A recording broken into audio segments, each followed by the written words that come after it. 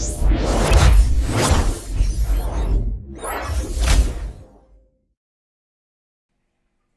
Friends, आज हम लोग जानेंगे friends parallelogram law of addition of vectors के बारे में।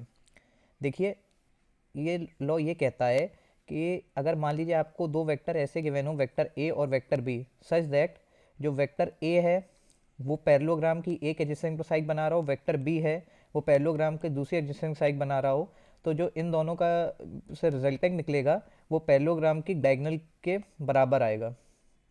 ठीक है फ्रेंड्स, देखिए यहीं पे मैंने लिखा हुआ है, if two vectors acting simultaneously at a point can be represented both in magnitude and direction by the adjacent side of parallelogram drawn from a point, then the resultant vector is represented completely by a diagonal of the parallelogram passing through that point. देखिए यही लिखा हुआ है friends कि magnitude और direction उसका ऐसा होना चाहिए कि वो एडजेसेंट साइड ऑफ पैरेललोग्राम को रिप्रेजेंट करे।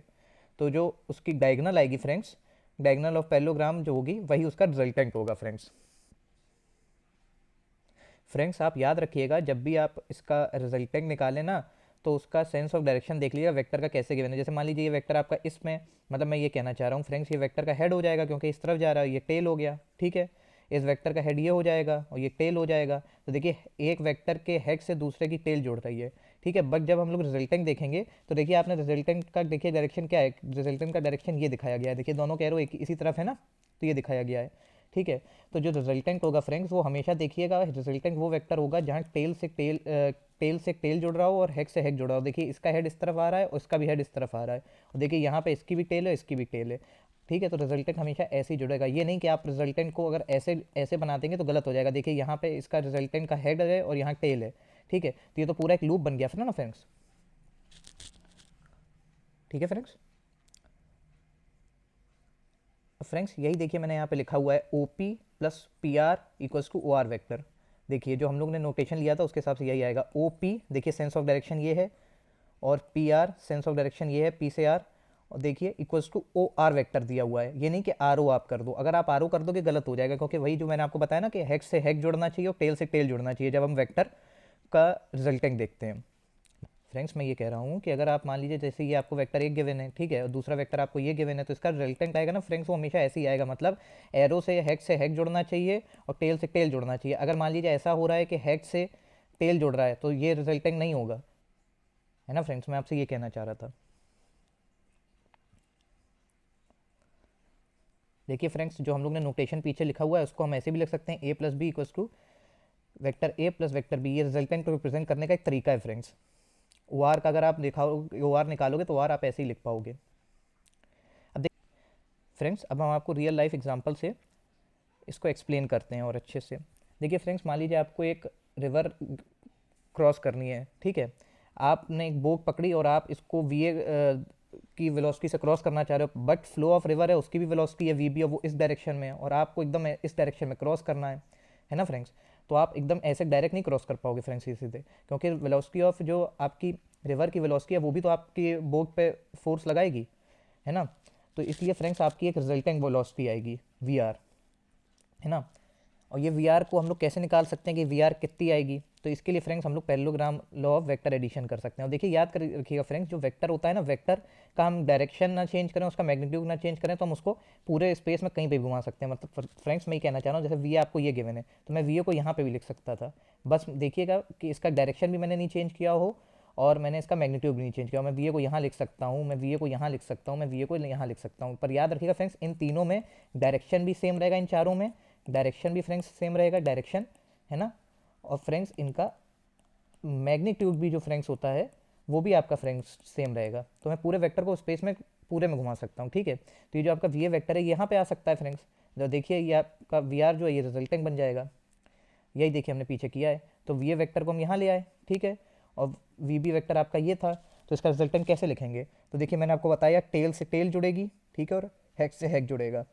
ठीक है, तो ये आपका रिजल्टेंट वेक्टर हो जाएगा। देखिएगा इसका डायरेक्शन ऐसे ही रहेगा, है ना फ्रेंड्स। आपको ये भी समझ में आ गया होगा। अब देखिए फ्रेंड्स हम दो वेक्टर का रिजल्टेंट कैसे निकालेंगे। मान लीजिए एक वेक्टर आपको क्यू गिवन है और दूसरा वेक्टर पी गिवन है, और अब आपको इनका रिजल्टेंट निकालना है।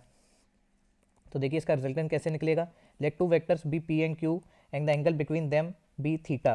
तो मैग्नीट्यूड ऑफ रिजल्टेंट आर कैसे निकलेगा, जो वेक्टर पी है उसके मैग्नीट्यूड का स्क्वायर, जो वेक्टर क्यू है उसके मैग्नीट्यूड का square, plus 2 into vector P का मैग्नीट्यूड इंटू वेक्टर क्यू का मैग्नीट्यूड इंटू कॉस थीटा। और थीटा क्या है फ्रेंड्स, एंगल बिटवीन है वेक्टर पी एंड क्यू के।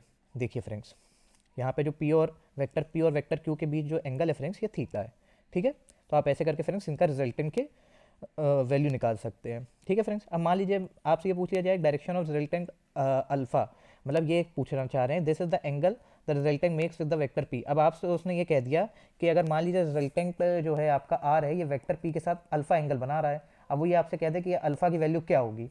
ऐसी फ्रेंड्स आप क्यू के लिए भी निकाल सकते हो, ठीक है। तो देखिए अल्फा की वैल्यू क्या होगी, टेन अल्फा इक्वल्स को Q sine theta P plus Q cos theta, है ना। और याद रखिएगा फ्रेंड्स जिसके साथ हम एंगल निकालते हैं, मैं आपको याद करने का तरीका बताता हूँ। आप जिसके साथ एंगल निकालो, जैसे आपको पी के साथ निकालना है, ठीक है, तो पी तो आपका डिनोमिनेटर में एज इट इज आ जाएगा, फिर क्यू साइन थीटा ऊपर आ जाएगा दूसरा वाला वेक्टर, और क्यू कॉस थीटा आपका नीचे के साथ एडिशन में आ जाएगा। फ्रेंड्स आप ऐसे करके याद करेंगे, मैंने भी ऐसे याद किया था, तो आपको भी ऐसे याद करने में आसानी रहेगी फ्रेंड्स। अब फ्रेंड्स हम न्यूमेरिकल सॉल्व करके इस कॉन्सेप्ट को और भी ब्रश अप कर लेते हैं। Two forces of magnitude 3 newton and 5 newton act on a body at an angle of 60 degree. तो मतलब यहाँ पे थीटा कितना है फ्रेंड्स, 60 डिग्री है to each other. Find the magnitude of resultant force and its direction with respect to the 3 newton force. तो देखिए friends यहाँ पे पहले तो हम मैग्नीट्यूड निकालेंगे। तो मैग्नीट्यूड के लिए क्या होगा, आपको 3 न्यूटन है और 5 न्यूटन है और थीटा कितना है 60 है। तो सबसे पहले आप पहला वाला जो वेक्टर है उसका मैग्नीट्यूड 3 है तो उसका आपने स्क्वायर कर लिया, फिर दूसरा वेक्टर है उसका मैग्नीट्यूड 5 है फिर उसका आपने स्क्वायर कर लिया, फिर 2 हो जाएगा इंटू वेक्टर, पहले वाले वेक्टर का मैग्नीट्यूड कितना है 3, फिर दूसरे वाले वेक्टर का मैग्नीट्यूड कितना है फ्रेंड्स 5, और फिर उन दोनों के बीच का एंगल कितना है 60 डिग्री, तो उसका हो जाएगा cos 60, ठीक है फ्रेंड्स। तो ये आप क्या 9 25 2 इंटू 3 6 5 30, तो ये हो जाएगा आपका 15 फ्रेंड्स। जब आप इस पूरे को सॉल्व कर लेंगे तो आपकी वैल्यू आ जाएगी 7 न्यूटन। ये तो आपकी रिजल्टेंट की वैल्यू हो गई। अब फ्रेंड्स उसने क्या कहा है कि आपको उसमें रिजल्टेंट जो फोर्स है उसका direction with respect to the 3 newton force निकालना है। तो देखिए फ्रेंड्स मैंने आपको पहले ही बताया कि डायरेक्शन का मतलब डायरेक्शन का मतलब क्या है कि वो हमसे अल्फा पूछ रहा है, ठीक है। तो 10 अल्फा कैसे निकलेंगे, अब देखिए मैंने आपको पहले बताया था हमको किसके रिस्पेक्ट में निकालना है 3 न्यूटन के, ठीक है। तो 3 न्यूटन आपका सिंपली देखिए 3 डिनोमिनेटर में आ गया, ऊपर क्या आ जाएगा अदर वेक्टर, तो उसका मैग्नीट्यूड क्या है 5 इंटू साइन 60, अदर वेक्टर जो है 5 इंटू कॉस 60, ठीक है फ्रेंड्स। आप इसको पूरे को सॉल्व कर लेंगे फ्रेंड्स तो आपका ये आएगा 5 इंटू रूट 3/2, क्योंकि साइन 60 की वैल्यू कितनी होती है फ्रेंड्स रूट 3/2 होती है, ठीक है। कॉस 60 की कितनी होती है फ्रेंड्स 1/2 होती है। आप इन वैल्यू को प्लेस कर देंगे, जब फ्रेंड्स आप इस पूरे को सॉल्व करेंगे तो 10 अल्फा की वैल्यू आ जाएगी 0.787। जब इसको कैलकुलेटर से सॉल्व करेंगे 10 इनवर्स लेंगे तो अल्फा की वैल्यू आ जाएगी फ्रेंड्स आपकी 38.2 डिग्री।